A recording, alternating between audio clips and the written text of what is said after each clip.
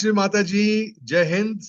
मेरे सारे भाई बहनों दोस्तों जो अब तक मेरी कहानी के ऊपर दिलचस्पी रखते आए हैं। 9 एपिसोड मैं आपके सामने पेश कर चुका हूं। और ये महीना मेरे लिए बहुत महत्वपूर्ण है, क्योंकि इसी महीने में मेरी माँ का जन्म हुआ, मेरी जन्मदाई माँ।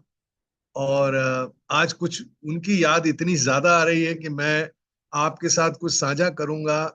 कुछ अनुभव जो मेरी दो माँओं के साथ मेरे हुए हैं। एक मेरी जन्मदाई माँ और एक मेरी आध्यात्मिक माँ, जो है श्री माता जी निर्मला देवी जी। सो अब तक हम आपको बता चुके हैं कि किस तरह का मेरा ये सफर रहा है सहज की सीख में, कि अपनी निजी माँ से सीखते सीखते एक आध्यात्मिक माँ से मेरे दर्शन हुए और उन्होंने मुझे राह दिखाई। एक सहयोगी कैसे बना जाता है, मतलब सीख थी, सीखता रहा समय के साथ साथ। पहले तो आत्म साक्षात्कार का उन्होंने मुझे 4 जुलाई 1984 में जो अनुभव दिया स्वयं अपने हाथों से, और फिर मेरे को लिटरली सहयोग का ज्ञान परोसती रही, बुला बुला के अपने पास। और मुझे कहा कि तुम एक बड़े कार्य के लिए बने हो।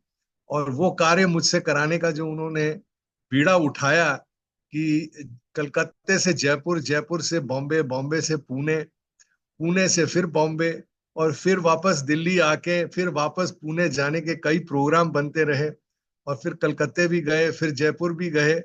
और उसके बाद जब श्री माता जी ने ऐलान किया कि मेरा नाम संजय रोशन तलवार होना चाहिए, रोशन माने एक जागृत अवस्था में एक इंसान होना, उसको कहते हैं रोशन। वह खिताब जब उन्होंने मुझे दिया, तब मुझे ये यकीन हो गया कि मैं श्री माता जी के कार्य के लिए बना हूं, मैं उनका यंत्र हूं। और वो जैसा चाहती हैं कि मेरा इस्तेमाल करें, वो पूरे विश्व में अमन, शांति, प्रेम का एक संदेश देने के लिए उन्होंने अपनी यात्राएं शुरू की हुई थी विदेश में, मेरे को मिलने से पहले भी। मगर अब एक एक नया आयाम शुरू हुआ उनकी यात्राओं में, जिसमें वो मुझे साथ लेके गई। और वो आयाम शुरू हुआ सन 1988 में, 1988 में। पर अभी हम लोग अभी भी विचर रहे हैं 1986-87 में। जो हादसे हुए वह मेरे जीवन को बहुत ज्यादा परिवर्तन करते गए। मुझे बहुत सहज की विद्या माँ ने स्वयं अपने चरणों में बैठ के दी, जो कि कई लोगों को ये सौभाग्य महसूस है। मेरे को पता है कि उनको ये सौभाग्य मिला है। और मैं अभी ये भी कोशिश कर रहा हूँ कि उस व्यक्तियों को खोज निकालूं जो श्री माता जी के समक्ष रहे हैं। और मैंने अपने IIHF के प्लेटफॉर्म में एक जूल्स ऑफ सहज योगा, या सहज योगा के जो अनुभव हैं उनके ऊपर हमने कुछ प्रोग्राम शुरू किए हैं।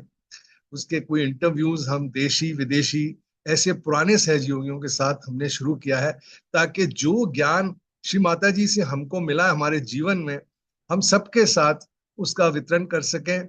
और ये एक हमेशा के लिए एक ऐसी सीख हमारे नए भाई बहनों के लिए जो सहयोग से आज जुड़ रहे हैं, उनको वो मिलेगी। और मुझे श्री माता जी ने स्वयं भी कहा था कि आपको आगे बढ़कर अपने अनुभवों के बारे में बताना है, अपनी कला के द्वारा, अपने संगीत के द्वारा और अपनी फिल्मों के द्वारा। तो वही कार्य मैंने शुरू किया है आज के इन दिनों में। और अब आपके साथ फिर पीछे चल रहा हूं।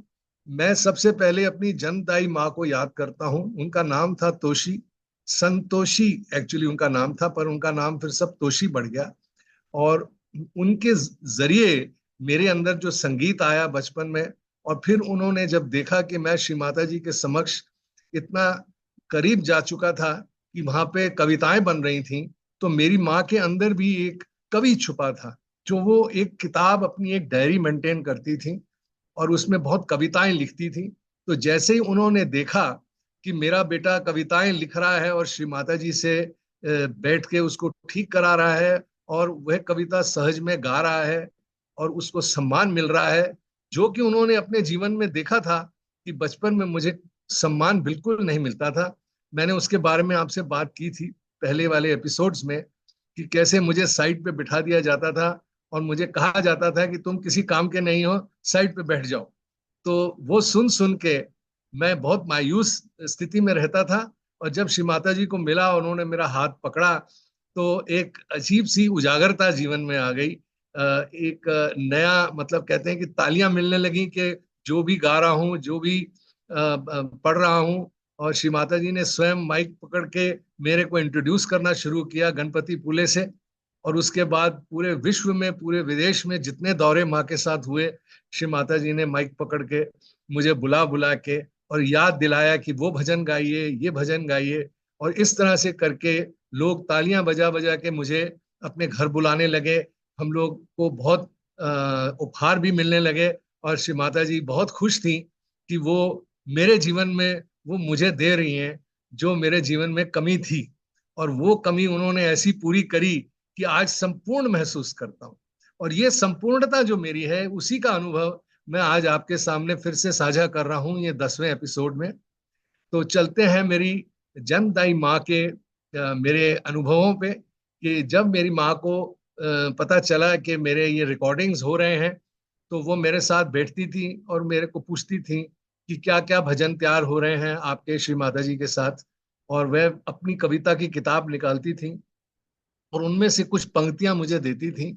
और कभी कभार ऐसा हुआ है कि उन्हीं की कविताओं को लेकर मैंने फिर उसको सहज बदन भजन में तब्दीली की है। और कई बार फिर ऐसा भी हुआ है कि उनकी कविता जब मैंने श्री माता जी को सुनाई, तो श्री माता जी ने एक बार, कलकत्ता में हम थे 1986 में, जालान साहब के घर पे रात को छत पे श्री माता जी ने रात को कोई 11:30 बजे एक संगीत के कार्यक्रम के लिए जालान साहब को बुला कि आप बुलाइए, संजय आए हुए हैं दिल्ली से। तो मैं आपको उस एपिसोड के बारे में बताऊंगा कि जब मैं गया वहां, तो हम सो चुके थे रात को, और फिर कोई गाड़ी आई हमें लेकर, जालान साहब के घर लेके गई। और उनके छत पे बताया कि श्री माता जी बुला रही हैं, भजन की कोई प्रोग्राम करना है और आपने गाना है। तो मेरे माता पिता मेरे साथ थे, हम लोग सब गए। और हमको ये अभी याद आ रहा है कि श्री माता जी, जब मैंने श्री माता जी को एक मम्मी का लिखा हुआ एक भजन सुनाया, तो श्री माता जी ने कहा कि बहन जी, ये आपका लिखा है। तो हम सब चकित हो गए कि श्री माता जी ने को हमने बताया नहीं था कि मेरी मम्मी का लिखा है। मैंने सीधा का सीधा जैसा लिखा था उसको तर्ज बना के, ट्यून बना के श्री माता जी के सामने समक्ष में पेश किया। और फिर उन्होंने कहा कि श्री माता जी ने कहा मेरी मम्मी के लिए कि ये एक बहुत बड़ी पोएट है और इनके अंदर अमीर खुसरो जी का वास है, माने उनकी आत्मा उनके अंदर है, और जो कि ये सब लिख रही। तो उससे मुझे तब याद आया कि मैंने उसके पहले जितनी भी कविताएं मेरी मम्मी मुझे देती थी, उनको मैं डेवलप करके श्री माता जी से पढ़कर ठीक कराता था। और श्री माता जी को खबर भी नहीं थी इसकी, और मैं भी नहीं बता रहा था, क्योंकि मेरी माँ मुझे कहती थी कि तू, मैं चाहती हूँ कि तू इतना लायक बने इस दुनिया में कि लोग तेरे ऊपर जो वाह हो उससे मुझे पूर्ति होगी, मगर अब मेरा नाम मत डालना कहीं पर। तो यही मैं चूक कर गया कि मैं उनका नाम नहीं ले रहा था। और श्री माता जी ये सोचती थी कि मैं बना रहा हूं, मगर सच में सच्चाई ये है कि बहुत सारी ऐसी कविताएं जो मेरी माँ ने लिखी, वह श्री माता जी को इतनी पसंद आई, और उस पे श्री माता जी ने कम से कम कार्य किया, क्योंकि उनको लगा कि ये पूर्णतया से इतनी अच्छी कविता संजय कैसे बना रहा है इतनी जल्दी। फिर मैंने माँ के आगे गिड़गिड़ा के और रो के, कान पकड़ के मैंने कहा कि माँ, ये जितनी भी कविताएं अब तक मैंने आपको सुनाई हैं, उनमें से काफी बड़ा अंश मेरी अपनी माँ का है। उनकी डायरी से जो उत्पन्न हुआ, वह लिखती थी देवी के ऊपर, और वह देवी की बहुत बड़ी भक्त थी अपने बचपन से। और जब उनको श्री माता जी मिले, तो वो जो लिखती थी देवी पे, वो संपूर्ण श्री माता जी के ऊपर ही पूरी वाक्य आ जाता था। और श्री माता जी ने तब बताया कि बहन जी, मेरी मम्मी को बहन जी बुलाते थे, कि बहन जी आप जो लिख रही हैं, ये सदियों सदियों से जब आपका बेटा गाएगा, तो लोग इन भजनों को सुनकर आत्म साक्षात्कार में पर संपूर्ण हो जाएंगे, सहज योग में जमने लग जाएंगे। और तब से श्री माता जी ने फिर मुझे आदेश दिया कि आपको अपनी हर भजन की रिकॉर्डिंग करनी है। और जब, क्योंकि उस समय हमारा जो एक बड़ा समूह होता था, वो केवल गणपति पूले में होता था, या श्री माता जी के जन्मदिन पे होता था, या कोई शिवरात्रि पूजा होती थी, और देवी पूजन नवरात्रों के, ये मेन पूजा में हम लोग हमेशा होते थे। और वहां श्री माता जी मुझे बुला के पूजाओं में भी वो भजन गवाती थी। और अपने जितने पब्लिक प्रोग्राम्स हैं इंडिया में, वह मैं उनके साथ जाके और ये भजनों की पेशगी होती थी। और श्री माता जी ने ऐसा ऐसा अनुभव, ऐसा आशीर्वाद मेरे ऊपर दिया कि मैं आज भी आपके सामने खड़ा हूँ माँ की कृपा से। और तो मैं उस भजन की बात करूंगा जो मैंने श्री माता जी के आगे गाया था। उसकी एक झलक मैं बताऊंगा कि अपर्णा जी उसको जरूर चलाएंगी। ये भी 1987 88 के बाद भी हम लोग एक बार गए थे कलकत्ता की एक पूजा में। देवी पूजा हुई थी महाकाली की, 90s में हुई थी। और वहां पे ये हादसा हुआ था कि जब मैंने श्री माता जी के आगे इस भजन को गाया था। मगर उस रात को जो मैंने माँ को सुनाया था वह अभी अभी बना था कि बेफिक्री का आलम बना है, आपकी महफिल है ये, आदमी सालम बना है, आपकी रहमत है ये। तो इसके ऊपर एक एक अंतरा हम आपको जरूर सुनाएंगे, जो श्री माता जी ने जब कहा कि मेरी माँ एक बहुत बड़ी पोएटेस है। और माँ के बारे में ये बताऊंगा कि जो मेरे शुरू शुरू के भजन थे उनमें से रूहानी रोशनी और प्रेरणा के कैसेट में भी मेरी माँ के एक दो भजन लिखे हुए मैंने प्रस्तुत किए थे। उनमें से मैं एक भजन रूहानी रोशनी का लूंगा, जो है कि हर पल विचारों में विचरती आदि माँ वो आप हैं, अब यहाँ तो अब वहां मुझे भासती ही आप है। तो ये मेरी माँ का लिखा हुआ बहुत पुराना देवी का भजन उन्होंने जब आगे पेश किया तो उसको मैंने डेवलप करा। और श्री माता जी ने इस पे कोई भी करेक्शन नहीं किया और सुन के इतनी प्रसन्न हुई कि उन्होंने कहा कि इसको अपनी रूहानी रोशनी में जरूर लेना है। तो इस तरह का ये दूसरा भजन है जो अपर्णा आपको जरूर सुनाएंगी। और इसके पहले एक भजन जो पिछली बार चला था, मम माता भगवती अंग संग रहती हो, ये प्रेरणा का पहला गाना था। और ये भी मेरी माँ का लिखा हुआ, और ये पूरा का पूरा ही उन्होंने लिखा, इसमें मेरा कोई योगदान नहीं था। और वह श्री माता जी ने जब सुना गणपति पूले में तो कहा कि साक्षात देवी का इसमें वर्णन इतने प्रेम से और इतना बढ़िया किया गया है। अब आप देखिए कि कितना चैतन्य आता है। तो आपने जब सुना होगा, इसका वीडियो भी है यूट्यूब में, आप जरूर देखिएगा।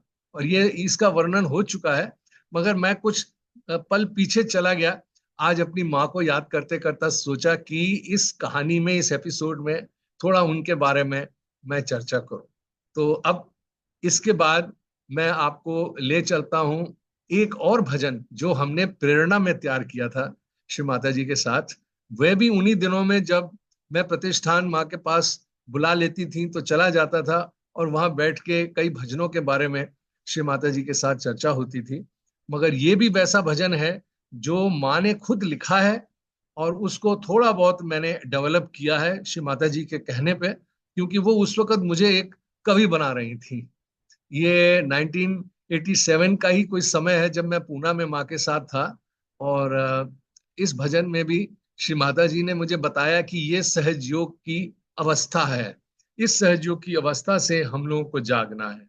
और ये आज का सहज योग जो है वो कल के सहज योग से कैसे मिलता है। बहुत प्यारे उसके शब्द थे कि कहें गुरूर में अगर आज के शहंशाह, फानी है, फानी है जो, तो उस पर मर मिटे तो हमसे क्या बुरा हुआ। माने कि जो चीज नश्वर है उस पर ही हम मिटते तो हम क्या बुरा कर रहे हैं। और ये दर्द दिल कायम हुआ तो क्या हुआ, क्या हुआ। मतलब कि जो श्री माता जी अंग्रेजी में कई भाषणों में कहती थी कि व्हाट इज इट, क्या हुआ, हाउ डज इट मैटर, हमने अगर ये कर लिया तो कोई बात नहीं है, इट डजेंट मैटर। तो ये एक इंसानी फितरत है जिसके बारे में श्री माता जी कहते थे कि जो चल रहा है चलने दो, जो बुरा होता है कोई बात नहीं है, कभी कभी हो जाता है। और हम अपने आप को बार बार क्षमा करते रहते हैं अपने एक आदत को लेके। तो वो कहती थी कि सहज योग में जब आप आ जाते हैं, जब आप जागृत अवस्था में आ जाते हैं, तो आपको ये जानना है कि अब आपके ऊपर जिम्मेदारियां आ गई हैं, आपको खुद को ठीक करना है, आपको आसपास के समाज में बदलाव लाना है, आपको लोगों के अंदर जो दुख और तकलीफें हैं उसको समझ के उनका समाधान निकालना है और लोगों को उठा के साथ लेकर चलना है। ये सहज का पूर्ण महत्व है। तो हम लोगों को वहां पे चित्त देना चाहिए।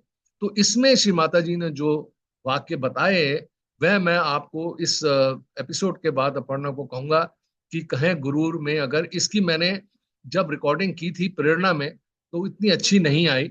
और मैं उसको चलाने के बगैर, मैंने बाद में श्री माता जी ने जब समाधि ली, तब फिर मैंने गुरु जी धाकड़े जी के साथ बैठकर इसकी एक नई ट्यून के ऊपर संगीतबद्ध किया, और इसको फिर पेश किया हमने। और वह आपको मैं उसका एक अंश सुनाऊंगा इस एपिसोड के बाद। तो 3-4 गानों के बारे में मैंने आज जिक्र किया है, और ये प्रेरणा का एक बहुत ही महत्वपूर्ण मेरे जीवन में, क्योंकि उसके जो शब्द थे वो मेरे को इतना भा जाते थे कि वो मेरे जीवन में फर्क आने शुरू हो जाता था, एक अजीब किस्म का कह लीजिए ट्रांसफॉर्मेशन, बदलाव आना लग जाता था। तो ये कविताओं में मैंने ये देखा, जब मेरे जीवन में बदलाव आ रहा है, तो श्री माता जी बोलती थी कि आप देखिए कि जब लोग सुनेंगे और समझेंगे कि मैं क्या कहना चाह रही हूँ, तो वो उसमें चैतन्य द्वारा उसको महसूस करेंगे। तो आप जरूर साहब चैतन्य जरूर लीजिएगा इन भजनों को जब आप सुनते हैं। अब चलते हैं रूहानी रोशनी के बनने में, जिसके बारे में मैंने पिछले एपिसोड में आपके साथ जिक्र किया था। अब रूहानी रोशनी में ही ये कैसेट था, ये कैसेट में गाना था, हर पल विचारों में विचरती। ये आप सुनिएगा। इसके बाद हमने इस कैसेट की रिकॉर्डिंग के वक्त एक हादसा हुआ था, जिसके बारे में मैं आपको साझा करूंगा।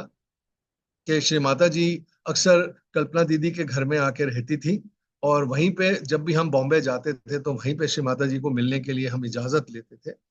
और एक दिन ऐसा आया कि जब मैं वहां श्री माता जी के साथ बैठा था, और मैं अपने अगले कैसेट की तैयारी कर रहा था, मैंने कि रूहानी रोशनी के ही बारे में बात चल रही थी और कुछ नए भजन बन रहे थे। तो श्री माता जी ने मुझे कहा कि आपने जो रूहानी रोशनी का शेड्यूल बनाया है रिकॉर्डिंग का वर्ली के एक स्टूडियो में, वहां पे मैं चाहती हूँ कि एक बहुत बड़े उद्योगपति आपके पास वहां आए जब आपकी रिकॉर्डिंग हो रही है, और उनको वहां पे चुपचाप बैठा के कहिएगा कि वो ध्यान अवस्था में आपकी रिकॉर्डिंग को देखें, तो और उसको उसको फील करें कि, और उधर के चैतन्य से अपने हृदय में सब कुछ ग्रहण करें। तो मैंने कहा श्री माता जी जरूर उनको मेरा नंबर दीजिए या मेरे को बताइए, मैं उनसे बात करूंगा। अब मैं उनका नाम तो याद नहीं रख रहा, पर बहुत बड़े उद्योगपति थे बॉम्बे के। और वो श्री माता जी के पास आए थे, उनके हार्ट में 90% ब्लॉकेजेस थे तीनों नाड़ियों में। मैंने अब समझ लीजिए कि उनको हार्डली सांस आता था, गास्प करते थे। और डॉक्टरों ने जवाब दे दिया था कि उस समय इनकी ऐसी कंडीशन है कि इनकी एक ओपन हार्ट सर्जरी होनी है, और उसमें चांसेस हैं रिकवरी और सक्सेस के इतने अच्छे नहीं है। तो वह परेशानी में श्री माता जी के चरणों में आए थे आशीर्वाद लेने। तो श्री माता जी ने जब उनको उनको ट्रीट किया, तो उन्होंने कहा कि देखिए आपके जीवन में एप्रिसिएशन नहीं है, आप कुछ एप्रिशिएट नहीं करते लाइफ। तो आप अगर वो करने लगेंगे तो आप देखिएगा कि आपका हृदय खुल जाए। अब बताइए कि कितनी बड़ी बात श्री माता जी ने एप्रिसिएशन के ऊपर करी कि किसी के कार्य को, किसी भी चीज को की सराहना करने का एक हमारे अंदर ठीक होने का ऐसा प्रयास हम कर सकते हैं, जिससे कि हम खुद ठीक हो जाएं, और उससे हृदय चक्र खुलता है। अब ये बात श्री माता जी ने कैसे कायम की कि जब हमारी रूहानी रोशनी की रिकॉर्डिंग हो रही थी, तो उस समय वो सज्जन आए, और ये देखिए कि किस्मत की बात है कि उस समय वो भजन गा रहा था मैं, कि जब हृदय में बसे मेरी माता। और जब मैं वो गा रहा था, तो स्टूडियो में वो बैठे, और उनको उन्होंने हेडफोन दिए, और उनके लिए इंतजाम किया था कि वो सुनेंगे कि जब ये गाने की रिकॉर्डिंग हो रही है। तो वो बैठ के काफी देर सुनकर और फिर वहां से चले गए। मुझे पता भी नहीं चला कि वो आए और चले गए। मगर हाँ, मेरी मिसेज ने पूरी सुविधा की थी उनकी, श्री माता जी ने, क्योंकि हमें बोला था। मगर उसके बाद ये रिकॉर्डिंग जब हो गई हमारी, तो उसके बाद श्री माता जी के पास वो गए, और उन्होंने श्री माता जी को बताया कि श्री माता जी मेरे रिपोर्ट्स आ गए हैं, और मेरे अंदर कोई भी ब्लॉकेज नहीं है। तो श्री माता ने कहा कि देखिए, आपको मैंने जहां भेजा था वहां आपका हृदय चक्र खुल गया, क्योंकि आपने जब वो भजन सुना, और वो कहने लगे कि माँ, मैं जितनी देर ये सुनता रहा, मैं रोता रहा, मेरे आंसू बहते रहे, और मेरे हृदय में कुछ ऐसा परिवर्तन मैंने महसूस किया। और जब इसको लेके मैं रात को बहुत अच्छी नींद सोया, और सुबह जाके जब मैंने अपने पूरे चेकअप कराए, तो उन्होंने कहा कि साहब आपके कोई ब्लॉकेजेस ही नहीं है। वो बोलने लगे कि ये कोई चमत्कार हो गया है। तो श्री माता जी ने फिर मुझे बुला के कहा कि देखिए, मैं जैसे आपसे काम करवा रही हूँ, आप अपने आप को इतना छोटा मत समझिए। आपसे बहुत बड़ा कार्य होने जा रहा है और बहुत से लोगों को फायदा होगा जब वो आपके भजन सुनेंगे या आपके भजन गाएंगे, क्योंकि मैंने ही इसमें सारी जान और सारा चैतन्य फूका है। तो ये एक ऐसा अनुभव था रूहानी रोशनी कैसेट का, मैं कभी नहीं भूल पाऊंगा। और मुझे बड़ी खुशी हो रही है कि मैं आपसे ये अनुभव साझा कर रहा हूँ। अगर वो व्यक्ति का नाम मुझे याद आएगा तो किसी अगले एपिसोड में मैं जरूर उसके बारे में कहूंगा। मगर उनकी कहानी ऐसे जाती है कि वह 10 साल तक फिर वो ठीक ठाक रहे और फिर वो सहज से अलग होकर उन्होंने अपनी फिर पुरानी आदतों को पकड़ लिया और उनके अंदर वापस बीमारी आने लगी। और मैंने सुना है कि वो उसके बाद उनके हार्ट में फिर से तकलीफ आई। मगर ऐसा हो सकता है कि अगर हम सहज में डटे रहना हमारे लिए बहुत जरूरी है। क्यों पुरानी चीजें अगर वापस खींच लें और वापस हम उसी रास्ते पे चले जाए जिसने हमको बीमार किया था, तो फिर कुछ भी हो सकता है। उसके बाद वो लुप्त हो गए, उनके बारे में मुझे कोई खबर नहीं है। मगर हाँ, वो 10 साल में मैं उनको कई बार मिला और मेरे कई अच्छे अनुभव उनके साथ हुए और वो बहुत खुश रहे कि उन्होंने मेरे भजन सुने। तो ये रही उनकी कहानी।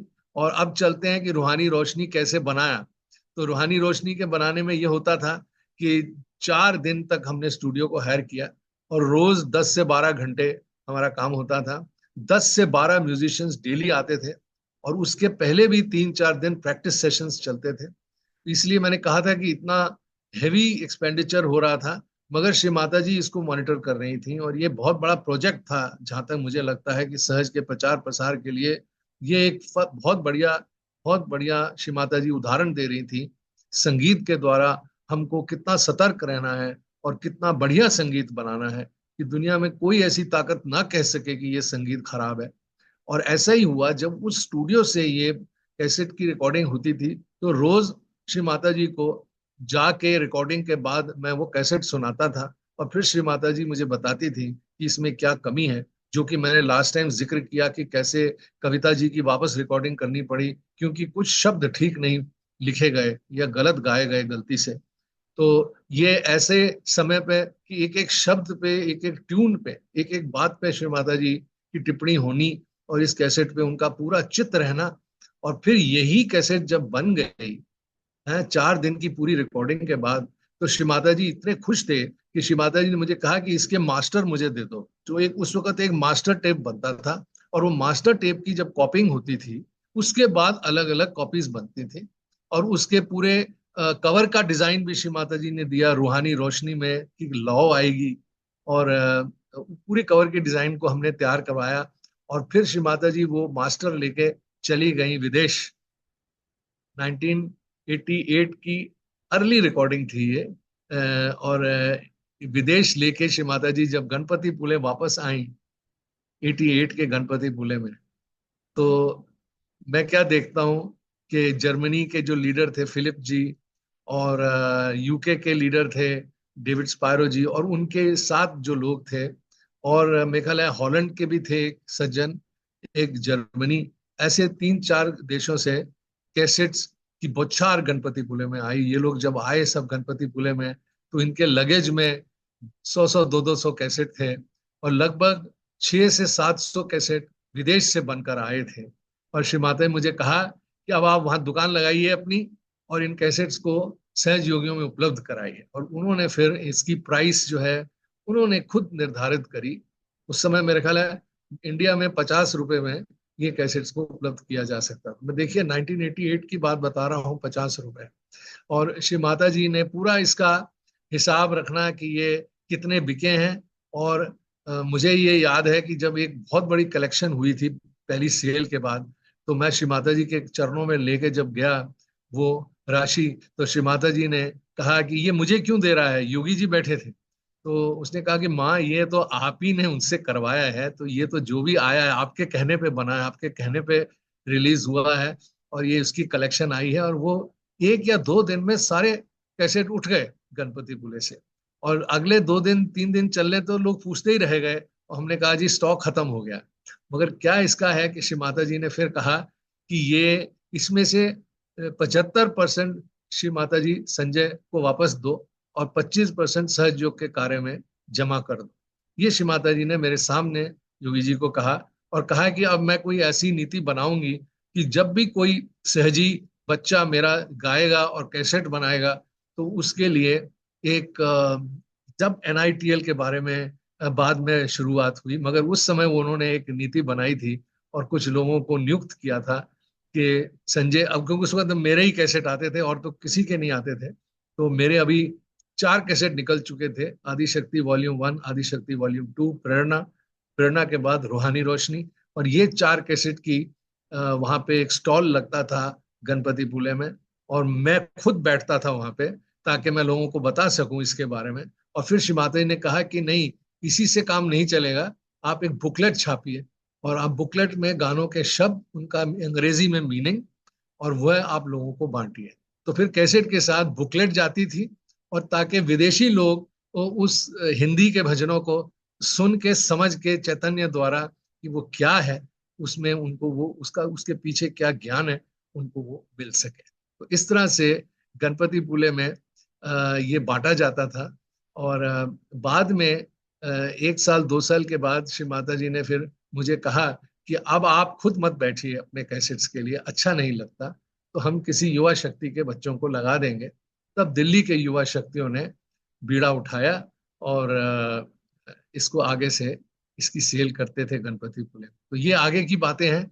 तो इसके बाद इसके पीछे मैं थोड़ा सा चलूंगा कि श्री माता जी ने 1987 में ऐलान किया था कि मैं संजय को विदेश लेके जाऊंगी, और विदेश के दौरे में हम लोग इनके भजनों के बारे में बात करेंगे और सहज के प्रचार प्रसार में बहुत काम आएगा। तो बाबा मामा को लेके फिर हमने निर्मल संगीत सरिता का प्रोग्राम बना 1988 में। तो आज मैं यहीं तक सीमित रखता हूं, और मैं आपको बताऊंगा आगे कि निर्मल संगीत सरिता के साथ जब मेरा प्रोग्राम बना तो कैसे मैंने श्री माता जी के हुक्म पर सारे म्यूजिशियंस का टिकट कराना, उनका वीजा कराना, उनके साथ चलना। और श्री माता ने मेरे को बोला कि अब समय आ गया है कि आप कुछ ट्रेवल में अपना ध्यान दें। तो वो पत्थर के काम से वो मुझे डाइवर्ट करके ट्रेवल के काम में लगा दिया, और कहा कि सहयोगी गणपति पुले आते हैं, सहयोगी यहाँ से पूजाओं में जाते हैं, तो आप ये सारा प्रबंध खुद करेंगे। और मुझे नहीं पता, फिर मैंने वापस जाके ट्रैवल एजेंसी का एक एग्जाम दिया, आईआईटी उफ्टा का, उसको पास किया। और फिर श्री माता ने कहा कि इस काम को शुरू करने से पहले आप पहली टिकट मेरी करेंगे। तो फिर हमने श्री माता जी के वर्ल्ड टूर की पहली टिकट 1988 के विदेशी टूर के बाद, क्योंकि एक विदेशी टूर हुआ हमारा और उसमें कई तकलीफें आई, और तब श्री माता ने मुझे कहा विदेश में ही। तो मैं अगली बार आपको 1988 के विदेशी टूर के बारे में बताऊंगा, और क्या क्या हुआ वहां पे, और कैसे मैंने ये टिकटिंग का काम शुरू किया, और कैसे सहयोगी ने मेरे ऑफिस के थ्रू कई टूर्स बने कबेला जाने के, और कुछ लोग जो गणपति पुले आते थे उनकी भी टिकटिंग और उनका भी सब देख रेख मैं करता था। एयरपोर्ट का अराइवल भी लोगों को रिसीव करना, ये भी काम श्री माता जी ने मेरे को बोला करने के लिए, ताकि मैं हॉस्पिटैलिटी जैसी एक जगह में भी अपने आप को पूरी तरह से निपुण कर लूं। ये श्री माता जी का आदेश था, तो उसी पे मैंने फिर अपना नेक्स्ट करियर शुरू किया।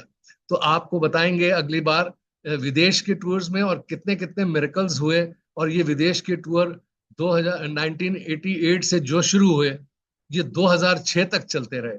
और मैं आपको कोशिश करूंगा अलग अलग एपिसोड्स में बताने के लिए कि हर साल क्या क्या मिरेकल्स हुए हमारे साथ और क्या क्या सीख मिली सहयोग की। जय श्री माता जी। आप लोगों को बहुत बहुत धन्यवाद, आपने बड़ी देर तक मुझे सुना। और अगली बार आपको एपिसोड 11 में मैं मिलता हूँ। कोई गलती हो, कोई भूल चूक हो मेरे बोलने में या मेरे बताने के तरीके में, तो कृपया मुझे क्षमा कीजिएगा। जय श्री माता जी एंड जय हिंद।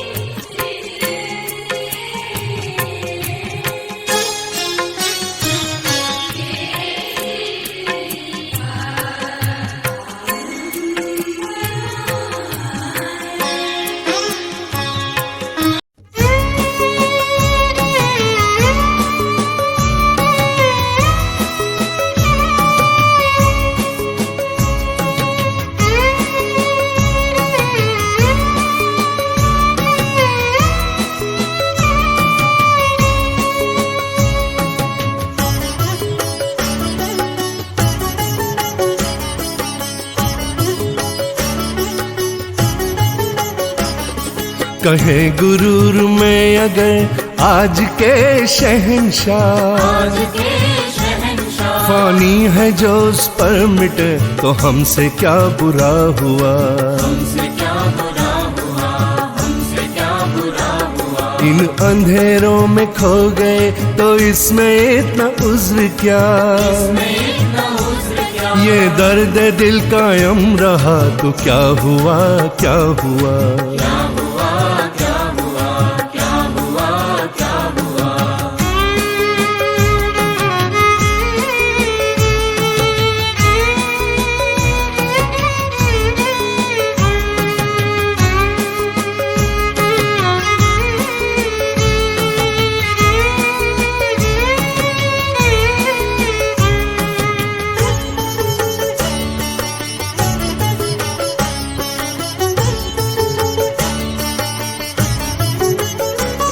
रूहानी चांदनी कहे ऐसा बयां पीरों का है,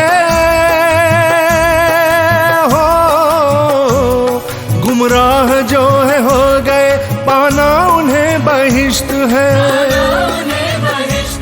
आजादी जिसको तुम कहो पोशीदा वो गुलामी है,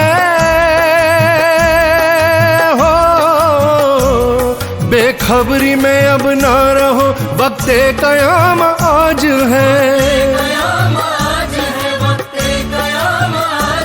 बेखबरी में अब ना रहो वक्ते कयाम आज है, कहे गुरूर में अगर आज के शहंशाह, फानी है जो उस पर मिटे तो हमसे क्या बुरा हुआ, हमसे क्या बुरा हुआ, हमसे क्या बुरा हुआ।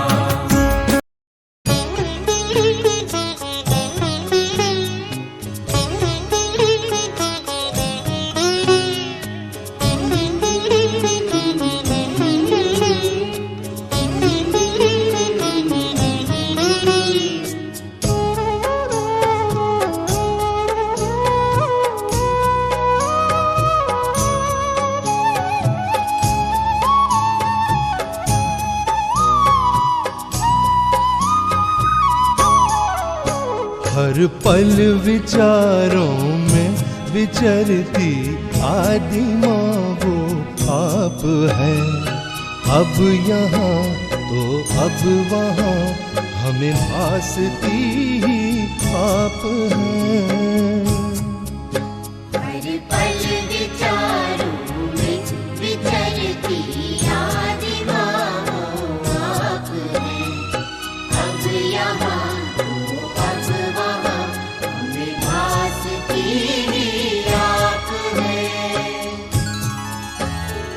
दूरियों में आप हैं, दूरियों में आप हैं, नजदीकियों में आप हैं,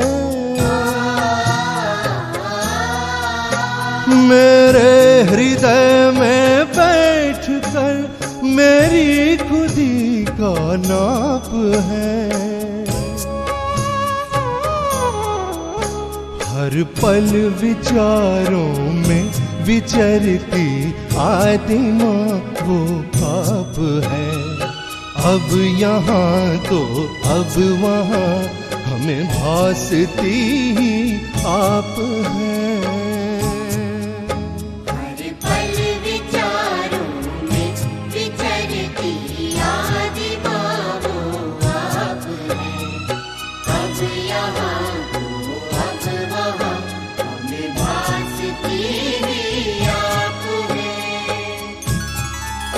नन्हा सा कतरा बन नजारा,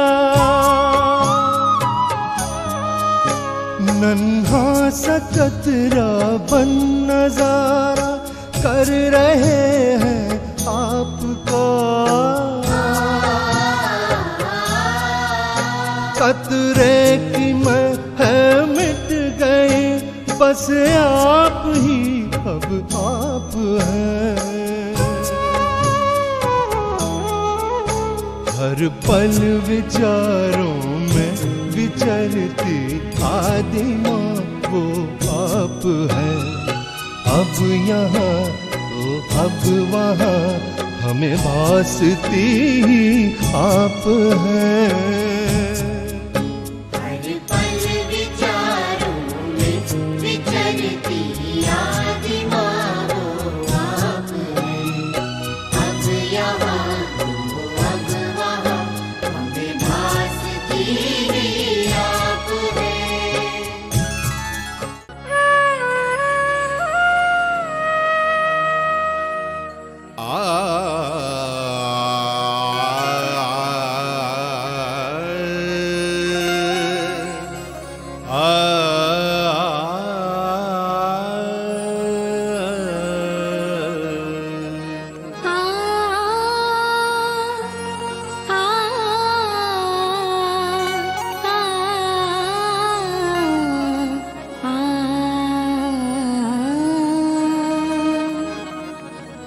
वक्त आया है कि अब माँ की शरण है आना।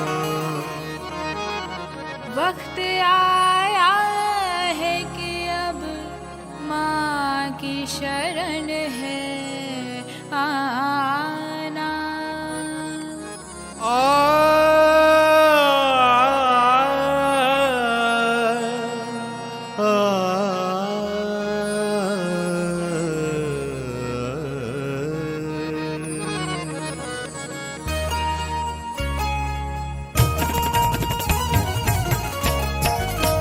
वक्त आया है कि अब माँ की शरण है आना। वक्त आया है कि अब माँ की शरण है आना। हम अनजाने जमाने की कशिश रखते थे।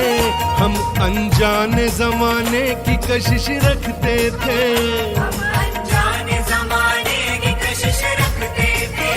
बन के दानी खुश वहमी थी कि कुछ पाएंगे। अपने होशो हवाज खो के कहीं गुम गए थे। अपने होशो हवाज खो के कहीं गुम गए थे।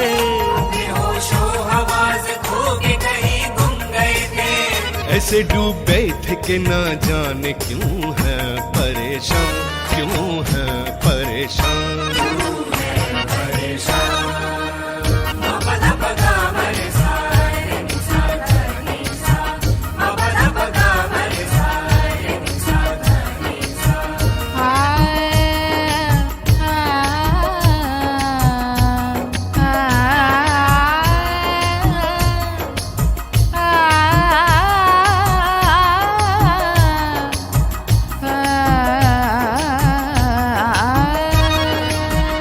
एक लम्हा सकूं का पान के लिए जिनको माने थे गुरु उन्हीं की दर पे रुले। एक लम्हा सकूं का पाने के लिए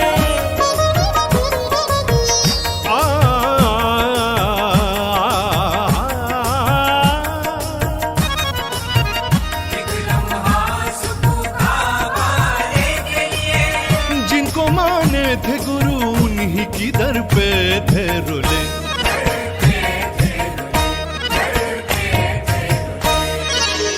मप धनी सा धनी प मप गम रे सा रे रे नि सा सा सा नि सा सा नि सा सा रे सा सा रे सा सा नि सा सा नि सा सा रे सा सा रे सा सा।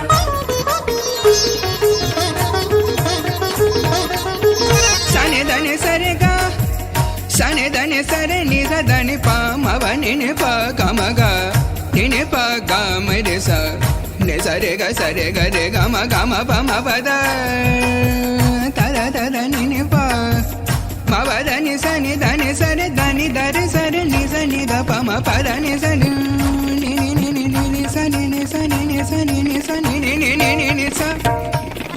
एक लम्हा सकूं का पाने के लिए,